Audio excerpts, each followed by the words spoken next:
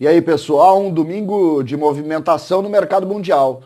E a gente precisa vir aqui porque também se movimenta o mercado regional, os negócios nos clubes brasileiros começam a ser feitos e a gente precisa fazer já uma avaliação do que isso representa. E para isso nós vamos tocar também nos ativos do Grêmio em relação a todos os clubes. E como que a gente pode proceder e entender o mercado a partir dessa nova realidade. De fato, tudo mudou. E a gente precisa discutir isso, porque tem notícia vindo para cá e a gente precisa entender até mesmo se pode aceitar como uma notícia real e mais, se o Grêmio vai aceitar esse tipo de modelo que está sendo proposto.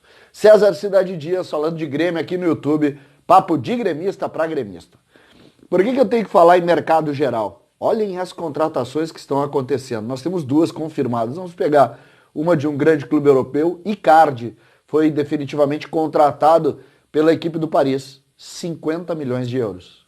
Um jogador que já deu certo no próprio Paris, 50 milhões de euros. Tá? Vamos usar esse número, 50 milhões de euros, para um jogador do nível do Icardi, que foi muito bem no Paris, foi contratado, ele que estava emprestado da Inter de Milão. Fred, foi contratado pelo Fluminense. Fred. O Fluminense, inclusive, monta um ataque com o Nenê, Fred e Ganso. Mas isso é um assunto, problema do Fluminense. Só quero dizer o seguinte, o nível de negócios do futebol brasileiro é esse. O Fred praticamente sem clube, lembrando que ele estava no Cruzeiro no ano passado, acabou fechando com o Fluminense, ele que é ídolo da torcida tricolor. Negócios, por que eu estou colocando isso? O clube que tem mais ativos no Brasil para grandes negócios é o Grêmio. O Grêmio tem 4 grandes jogadores para negócio. O Grêmio tem o Everton, o Grêmio tem o Matheus Henrique, o Grêmio tem o PP e o Grêmio tem o Jean-Pierre. 4 grandes jogadores. Só que, segundo analistas do mercado, e eu digo analistas financeiros do mercado, sobretudo do mercado do futebol, eles falam numa desvalorização de 80% dos ativos a partir da volta do negócio compra e venda de jogadores. Até 80% de diminuição. Não foi o que aconteceu com o Icardi. Por exemplo, o Felipe Coutinho, que estava numa negociação envolvendo o Bayern de Munique junto ao Barcelona por 120 milhões de euros, o Barcelona já aceita vendê-lo por 70. É um pouquinho, é quase 50%, não chega a 50%, não dá os 80%, né? Mas eles se referem até 80%. E quando a gente projeta isso dentro do Grêmio, a gente precisa ter ainda mais preocupação. Por quê?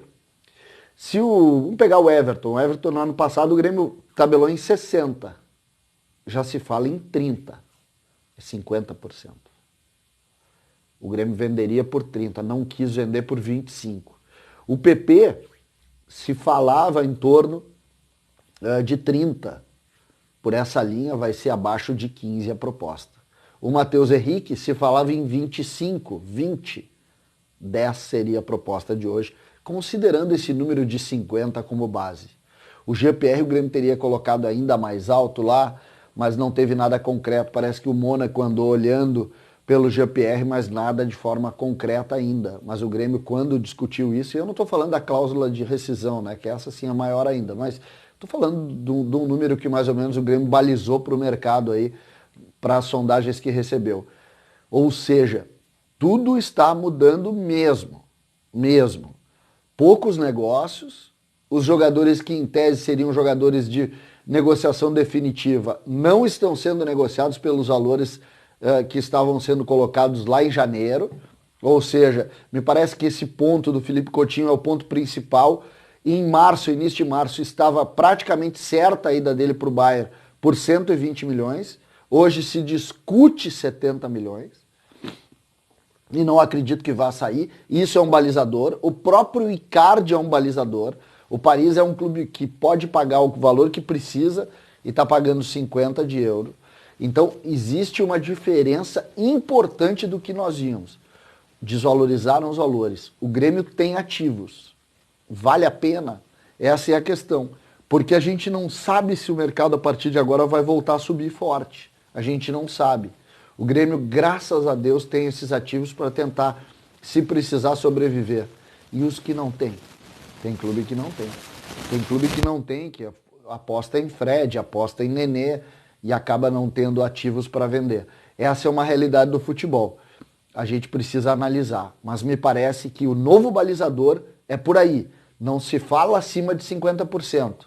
Eu acredito que vai ser ainda mais drástico, mais forte e mais terrível para a sobrevivência dos clubes de futebol. Vamos torcer que não chegue ninguém aí, que o Grêmio não precise vender seus ativos tão rápido, porque nesse momento é a pior coisa que podia acontecer. César Cidade Dias falando de Grêmio aqui no YouTube, papo de gremista para gremista.